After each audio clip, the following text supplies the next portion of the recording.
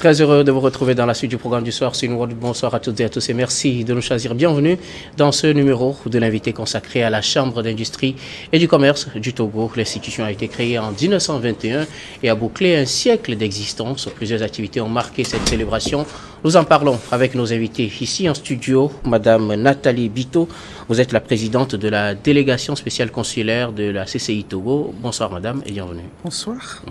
À côté de vous, le professeur Kofi Tigbe, vous êtes professeur d'histoire contemporaine. Bonsoir professeur et bienvenue. Bonsoir. Alors, avec vous, nous allons parler de ce siècle d'existence de la CCI. Je voudrais bien commencer par vous madame. La Chambre de commerce et d'industrie du Togo, qu'est-ce que c'est ?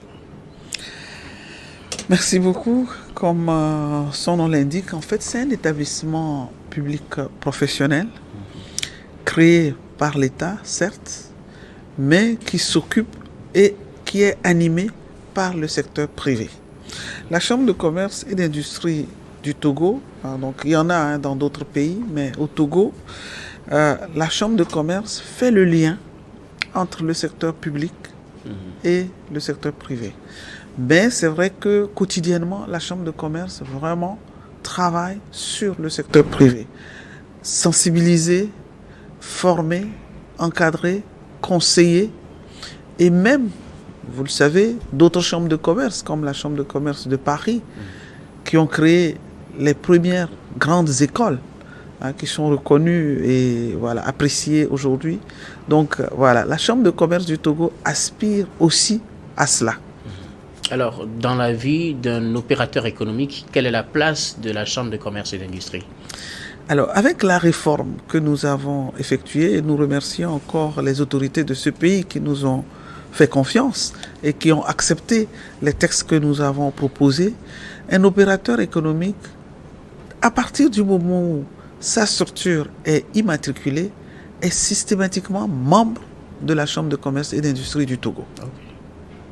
Et qu'est-ce que la Chambre de commerce fait pour cet opérateur ? Et voilà, et effectivement, la Chambre de commerce, si vous regardez sur les médias et tout ça, vous allez voir que c'est très souvent que nous avons des formations, nous avons des accompagnements. Et puis, depuis que moi je suis arrivé à la Chambre de commerce et d'industrie du Togo, pas mal de projets ont été lancés. Donc, par exemple, demain, vous verrez, on va parler au-delà du livre, on va parler de l'URI, une unité d'implémentation des résultats des travaux de recherche et d'innovation au Togo. Donc, nous travaillons avec les universités, nous travaillons avec les artisans, les lycées techniques, tous ceux qui sont amenés à découvrir des choses. On a déjà fait pas mal de travaux là-dessus.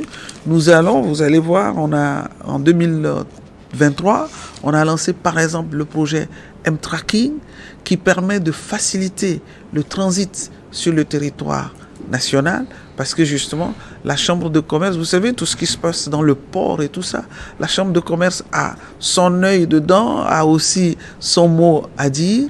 La Chambre de commerce doit aider les opérateurs économiques à ce qu'ils d'abord aient de bonnes infrastructures pour pouvoir faire leur activité, mais aussi aider dans le sens des textes que l'État peut prendre à avoir des textes qui les aident justement à promouvoir leurs activités.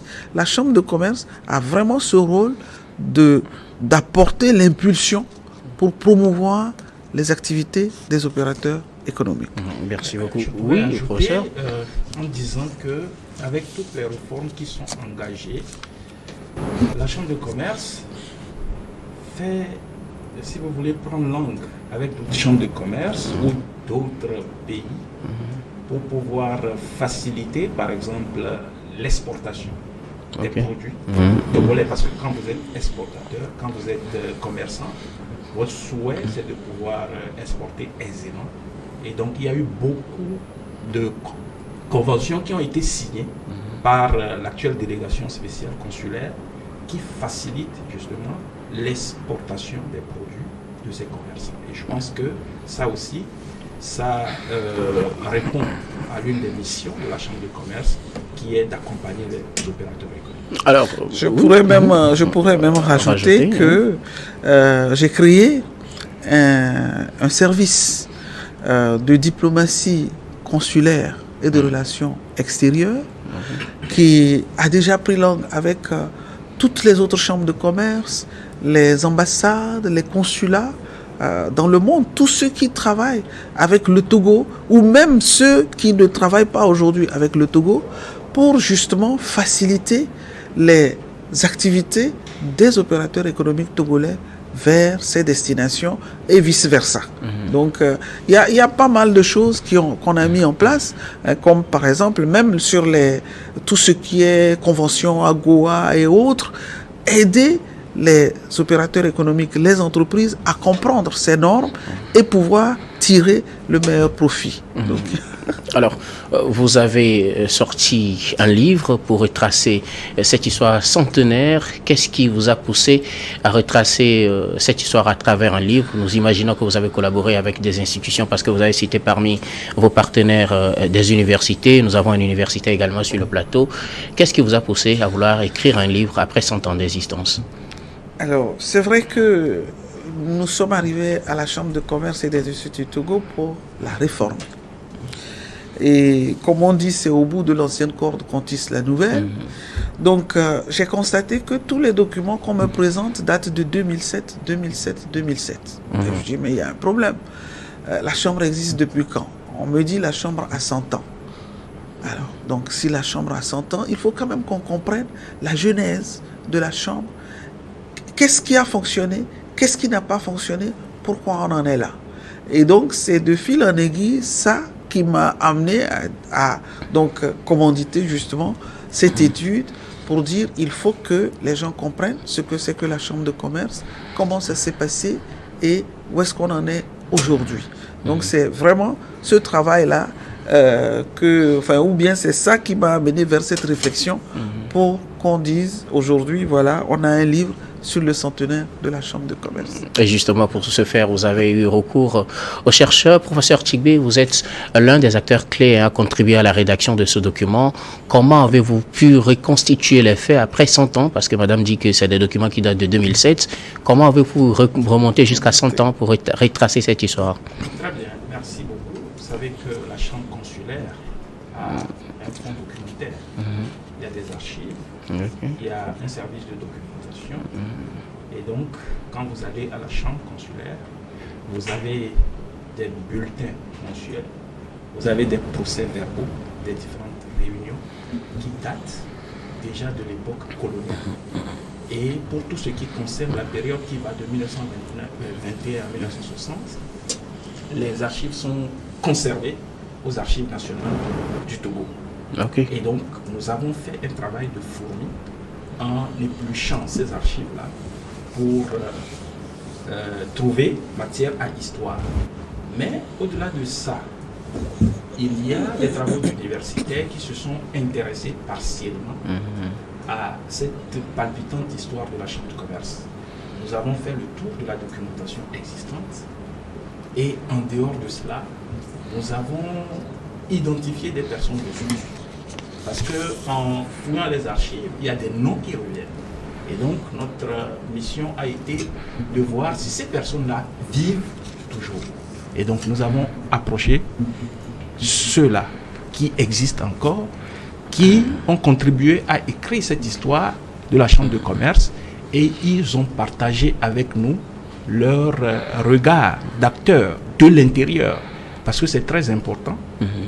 Quand on écrit l'histoire d'une institution, celui qui écrit, il vient avec le regard d'expert, le regard extérieur, mais on a besoin de croiser ce regard avec celui des gens qui ont vécu l'institution de l'intérieur. Et lorsqu'on a fini tout ça, on a soumis le document à l'appréciation de la présidente de la délégation spéciale consulaire. Et je peux vous dire qu'elle a lu le document de bout en bout, page par page, avec des observations assez pointues pour dire mais cette phrase-là, il vaut mieux l'écrire comme cela, etc. Et parfois même, c'est entre deux avions qu'elle me laisse des audios. Professeur, ici, vous complétez cette information avec tel... Ça nous a véritablement aidé. Et aujourd'hui, le document que nous allons bientôt dédicacer et mettre sur le marché reflète parfaitement l'histoire de cette institution. Un chef-d'œuvre, on imagine. un chef-d'œuvre. Alors, quelles sont les grandes lignes de ce document? Est-ce que vous pouvez déjà les partager avec nous avant le vernissage? Alors, je vais rapidement dire que l'histoire de la Chambre de commerce et d'industrie du Togo est à l'image de l'histoire du Togo. Pendant la période coloniale allemande, on a vu que les Allemands avaient à peine commencé à mettre en place des corporations de commerçants pour que ces corporations puissent évoluer vers une chambre de commerce. Mais la Première Guerre mondiale est intervenue en 1914. Ils n'ont pas pu matérialiser leur projet. De 1914 à 1920, rien n'a été fait. Pendant la période de cogestion franco-britannique, rien n'a été fait. Alors, à partir de 1921, précisément le 21 juin 1921, les Français ont estimé qu'il était nécessaire de créer une chambre de commerce. Et quand je dis les Français, ce sont d'abord les opérateurs économiques qui avaient senti le besoin, qui ont écrit même une pétition au gouverneur pour lui dire, mais pour nos intérêts, pour sauvegarder nos intérêts, il faut nous créer une chambre de commerce. C'est comme ça que la chambre de commerce a été lancée. D'abord, la chambre de commerce de Lomé, CCL. Et il faut identifier dans l'évolution de cette chambre des dates clés. Le 11 mai 1954, la chambre de commerce de Lomé a évolué vers la chambre de commerce d'agriculture et d'industrie. C'est-à-dire qu'on a ajouté le secteur agricole et industriel. Le 23 octobre 1958, il y a eu un décret que le président Sylvanus Olympio a pris. Et ce décret peut être considéré comme le décret ayant décolonisé la chambre de commerce. Parce que quand vous prenez l'article 24 de l'arrêté de 1921, il exclut les autochtones dans les postes de responsabilité.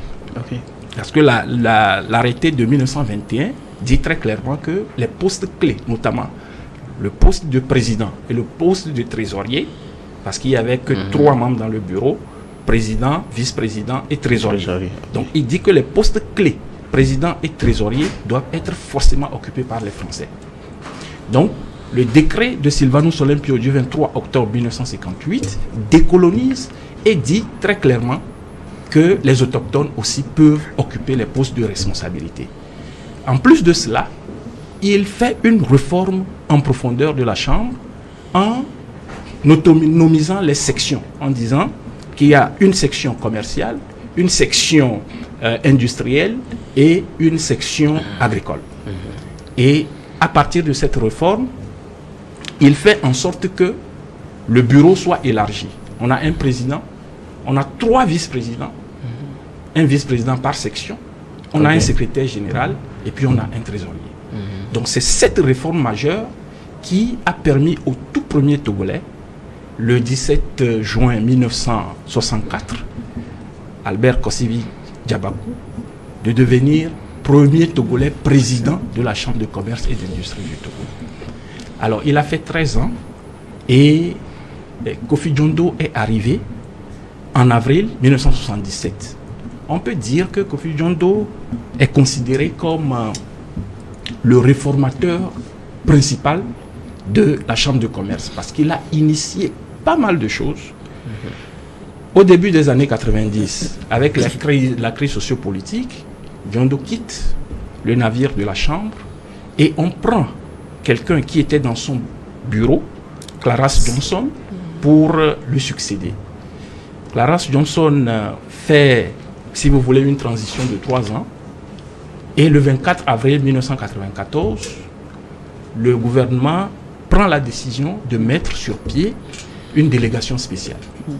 Cette délégation spéciale va travailler jusqu'en 2007. Mais entre-temps, en 1997, on crée la Chambre de l'agriculture, les chambres régionales d'agriculture. Et en 1998, on crée les chambres des métiers. Et donc, en 2007, on fait le constat selon lequel l'agriculture, le secteur agricole s'étant autonomisé, il faut restructurer la chambre autour du commerce et de l'industrie. C'est ça qui a donné la CCIT. Alors, les premières élections après cette réforme ont eu lieu en 2008. C'est ça qui a amené à la tête de la Chambre Jonathan Fiao, qui va rester jusqu'en 2014. En 2014, il y a eu un problème. Il part, Germain Memba, qui était son vice-président, finit son mandat et rempile jusqu'en 2020. Et à partir de 2020, vous avez suivi un peu les problèmes que la Chambre a connus et le gouvernement est intervenu encore pour demander qu'on mette en place une délégation spéciale consulaire. Et c'est cette délégation spéciale consulaire qui a pour présidente Madame Bito, qui a été missionnée de revoir de fond en comble les tests de la Chambre de commerce et d'industrie, et à la faveur d'un décret, le décret du 13 juin 2022, on a créé la Chambre de commerce et d'industrie du Togo, en acronyme CCI Togo. Voilà, c'était CCIT, mais c'est devenu CCI Togo. Voilà un peu ce que nous pouvons dire par rapport au cheminement de cette Chambre. Et il faut dire que dans son fonctionnement, la Chambre a eu à entretenir des relations mi-figue, mi-raisin avec les pouvoirs publics. Et on en trouve partout. Ce n'est pas la particularité du Togo, on en trouve partout. Parfois, ce sont les commerçants qui estiment que, bon, on a augmenté les taxes, donc ça crée des frictions. Ce sont les industriels qui estiment que le gouvernement ne les accompagne pas toujours bien, et donc ça crée des frictions. Mais il faut dire que sous la domination coloniale, les relations ont été plus ou moins paisibles. Avec le gouvernement Olympio, les relations ont été quelque peu tumultueuses parce que Sylvanus Olympio décide en 1961 d'augmenter les taxes. Et ça a créé un tollé dans le secteur privé. Les opérateurs économiques ont dit, mais nous aspirions à ce que le président Olympio nous accompagne. Maintenant, il arrive et puis il change les choses. Voilà. Le président Grunitzky arrive, lui-même, ayant fait la Chambre de commerce, il a mieux compris les enjeux, les a accompagnés, mais cela ne veut pas dire qu'il n'y a pas eu de friction pendant cette période-là.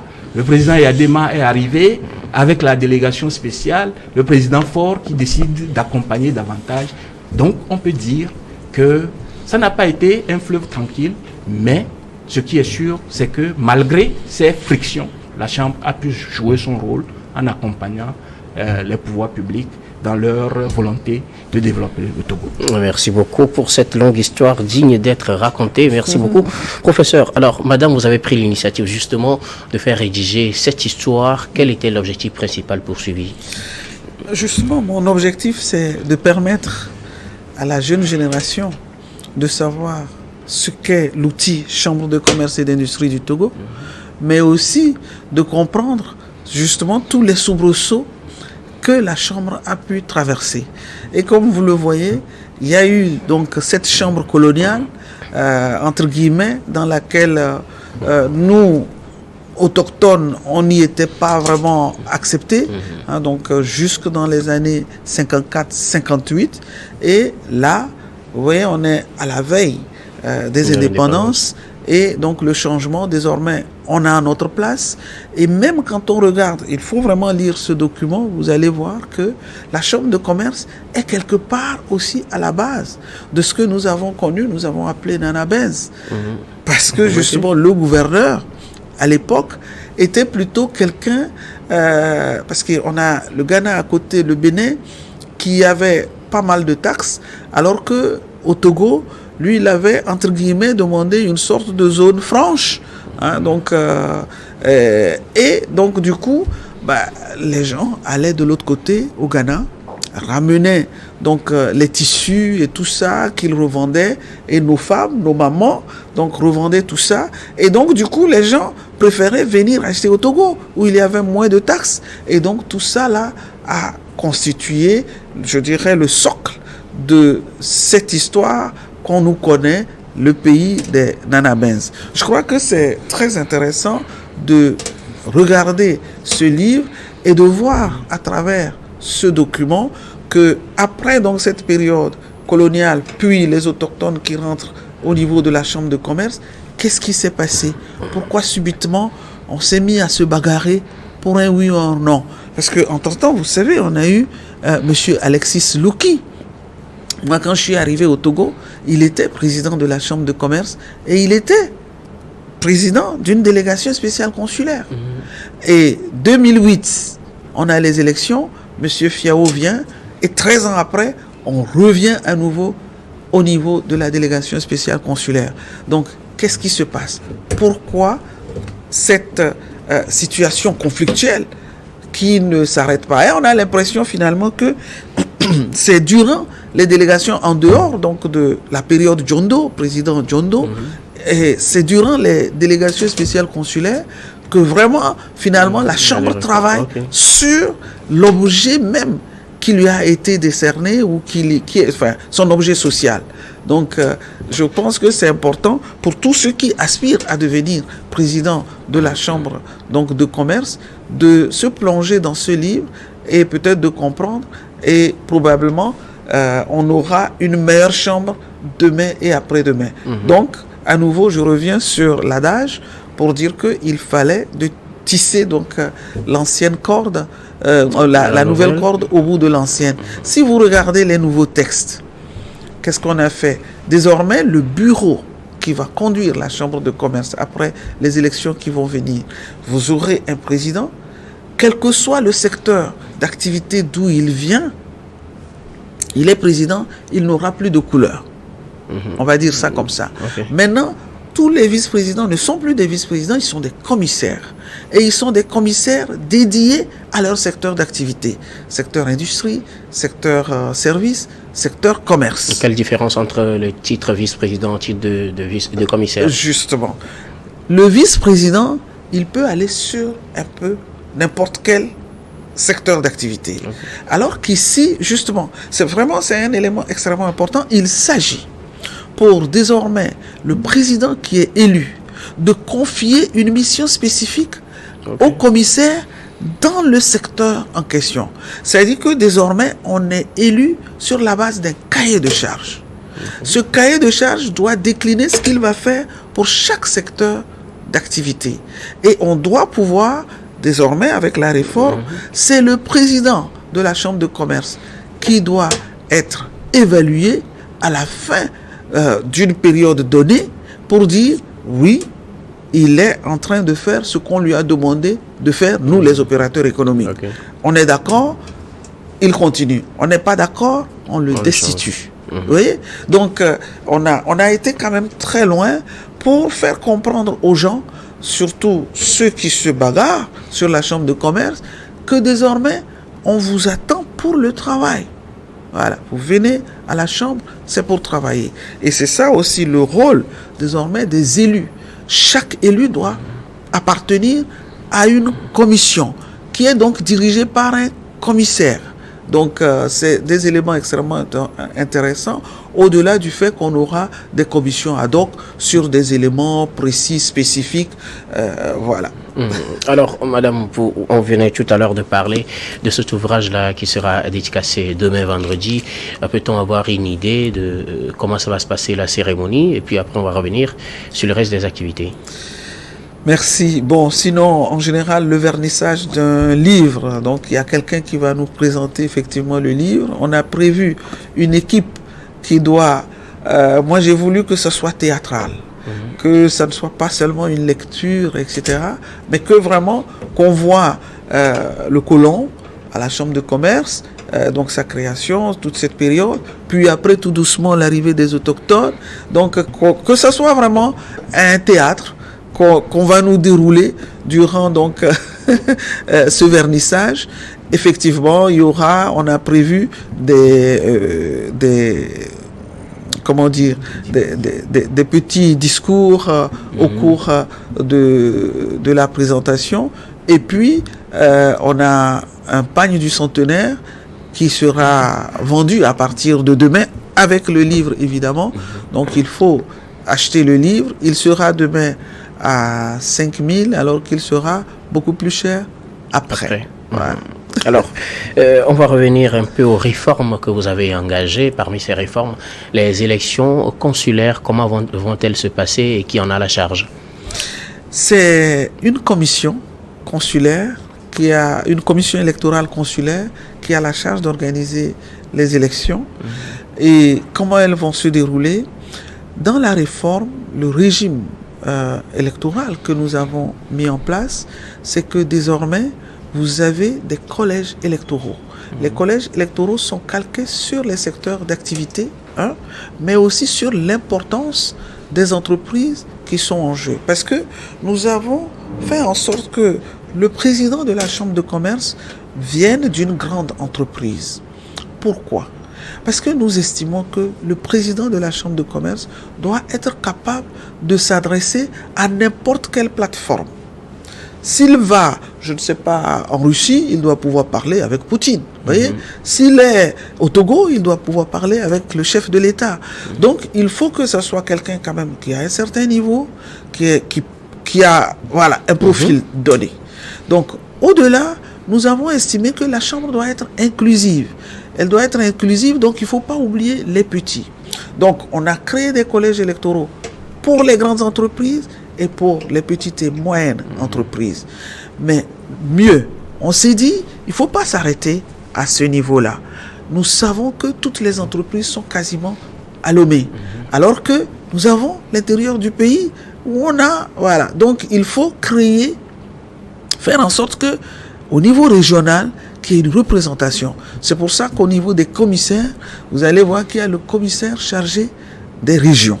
Donc, au-delà des 3 secteurs d'activité, on aura le commissaire chargé des régions et qui va vraiment s'occuper des cas spécifiques des régions pour voir comment faire en sorte, en s'insérant dans le PND, faire en sorte que nos régions connaissent aussi une croissance en la matière. Merci beaucoup, madame. Nous arrivons pratiquement à la fin de ce numéro de l'invité consacré justement à la Chambre de commerce et d'industrie du Togo. Mais avant de vous laisser partir, nous allons recueillir vos mots de fin. Je voudrais bien commencer par vous, professeur.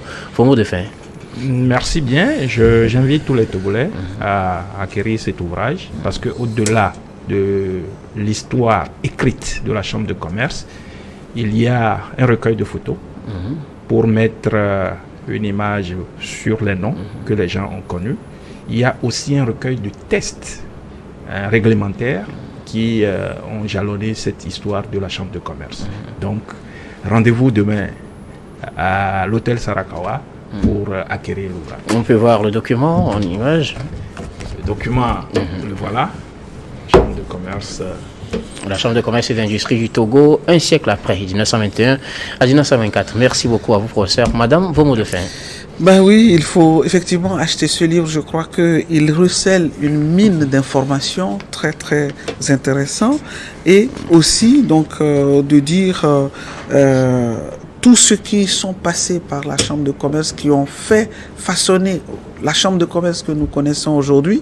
Aujourd'hui, on leur tire le chapeau à travers ce document. On les remercie infiniment pour tout ce qu'ils ont fait. Il y en a qui ont mieux fait. Si on prend quelqu'un comme John Doe, qui a été à la base de pas mal Askai, EcoBank.